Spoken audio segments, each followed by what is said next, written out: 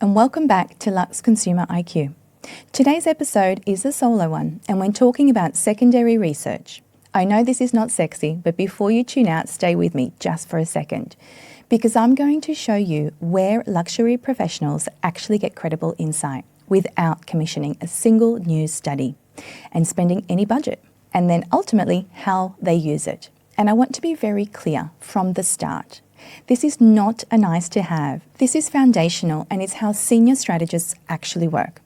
One of the most common questions I hear from emerging luxury professionals is, where do I even start when I don't have access to budget, access to research, or confidence in dealing with the data? And the answer is simple. You start exactly where experienced teams start, with what already exists. Let me give you an example. When I was working in-house, we were often asked to quantify an opportunity, the size of a region, the growth of a consumer cohort, or where momentum was building. In those moments, secondary research wasn't about what was interesting. It was about grounding the conversation and removing opinion. Gold standard, globally recognized third-party intelligence that no one in the room could argue with. That's the power of knowing where to start.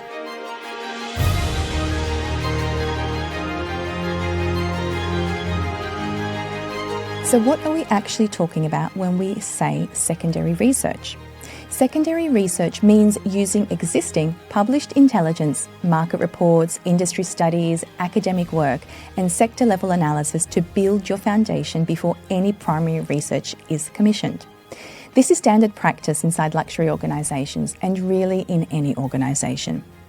And very often, it's free, at least until you start looking for more granular detail. When I was working inside groups like LVMH and L'Oreal, a large part of my role was showing teams what already existed to answer their business questions, both internally and externally.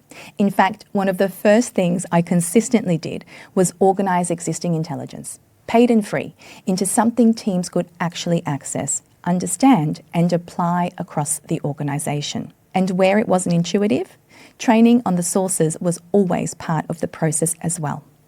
Because here's the reality, most teams underestimate how much credible intelligence already exists and overestimate how much new research they actually need. Now let me be crystal clear. Secondary research does not replace primary research. It's the starting point. So today, I'm going to walk you through where you can access strong luxury insight without a budget and how to structure it so it becomes usable, strategic, and decision-ready. Before we go any further though, let me give you the structure we're going to use. In earlier episodes, we explored a broader 5-layer view of the types of intelligence available. If you want to go deeper on this, you can go back and listen to episode 6, which also covers the insight to action framework in more detail. But for today, we are going to simplify those 5 layers into 3 broader buckets, purely for the purpose of this exercise. Those layers are 1, macro and market, 2, category and sector, and 3, consumer and behaviour.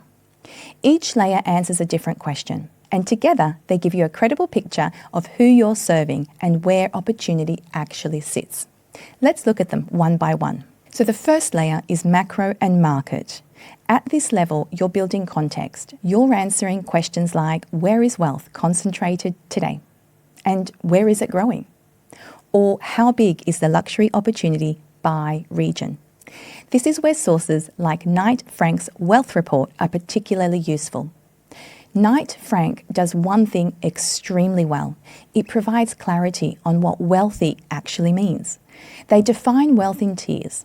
High net worth starts at $1 million US. Ultra high net worth starts at 30 million, and billionaires, well, are at 1 billion. That matters because different luxury categories speak to very different tiers. These reports help you understand 2 things: where wealth exists today and where wealth is growing fastest. For example, recent editions highlight Africa as the strongest forecast growth in wealthy populations. And those of you working in luxury would have heard about Africa for a little while now. This doesn't mean Africa suddenly became the largest market overnight. In absolute terms, North America and Asia still dominate. But the distinction matters because size tells you where scale exists today and growth tells you where momentum is building. It really depends on what you're trying to do. This is the kind of insight you'd use when thinking about long-term market prioritization, future retail presence, or where emerging luxury demand might come from next. Another useful macro reference is the UBS Global Wealth Report. Unlike Knight Frank, UBS looks at wealth across entire populations, not just high net worth individuals. It's particularly useful for premium and entry luxury brands, trying to understand affluence across the broader market in real terms. At this layer, you're still not analysing individuals. You're building the economic reality your brand operates within. So let's move on to layer 2, category and sector. Once you understand where wealth exists, the next question is, how is luxury demand behaving within your category? This is where category level intelligence comes in. One of the most widely used references inside luxury organisations is the Bain Luxury Goods Worldwide Market Study, produced with Altagamma. Not because it offers deep consumer psychology, but because it tracks performance consistently, year after year, across categories and regions. Very practically, it helps you see how spend is split between entry-level, luxury and true luxury, how performance differs by category, such as fashion, leather goods, watches, jewellery, etc., and how patterns shift by region and economic context. For example, the most recent report highlighted that the luxury consumer base has contracted significantly in recent years. More specifically, in the 2024 report, Bain noted that 50 million luxury consumers had either opted out of the luxury industry or had been forced out over the last 2 years. This tells us where pressure is being felt and which consumers are still driving value. In other words, in this scenario, aspiration tends to be more sensitive to the economic tension, while true high-end demand is often more resilient. That's the strategic signal. At this layer, you're not asking why yet. You're asking what is happening. And now that I've pointed out this source, you'll probably start noticing just how often it's cited in luxury presentations and in the online world. So let's pause for a second. If you knew how spend was shifting in your category by price tier, by region, by channel, how would that change your next brand plan or your global strategy? That's the kind of question this layer helps you answer. Now, let's move to the third layer. This is where most teams assume they need primary research, because this is the behavioural and attitudinal layer.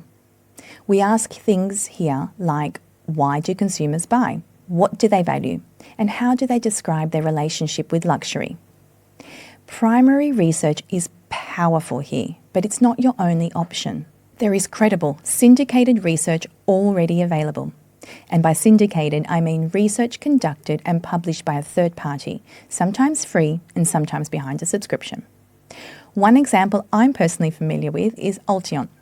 Altagamma works with a manually verified, invitation-only panel of affluent and high net worth individuals across key markets. This is exciting because this audience is notoriously difficult to access. Some of Altagamma's syndicated research is publicly available, provided it's referenced properly. One example is the GLAM monitor, the Global Luxury Affluent Market Monitor, a global study updated quarterly.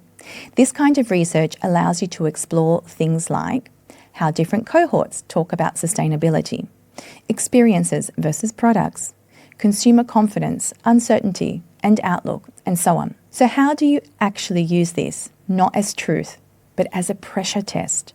It helps you check whether the assumptions you're making about mindset still hold across markets or categories, and without commissioning any primary research yourself. For example, take sustainability. You might want to know, does your consumer care or not?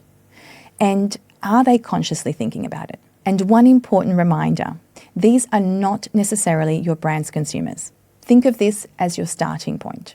Now, these are just some examples of sources that I've used. Many more exist, and other worthy mentions include company annual reports from groups like LVMH or Kering.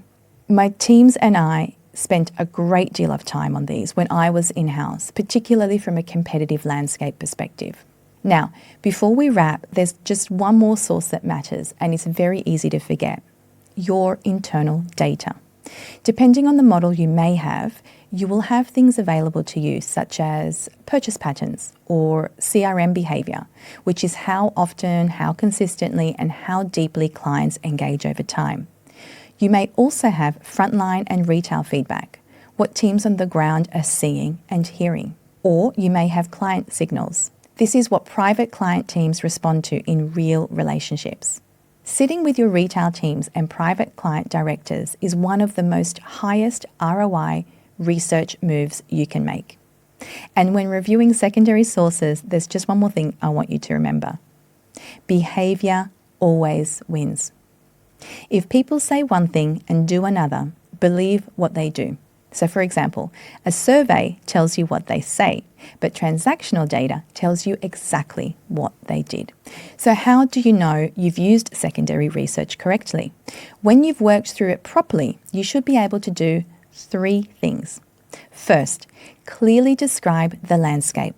What's happening in the market, the category, and the broader consumer patterns that are already visible. Second, sharpen the problem you're trying to solve, including the key question you need answered and the assumptions you're currently making. And third, identify what you still don't know and whether you genuinely need primary research to move forward.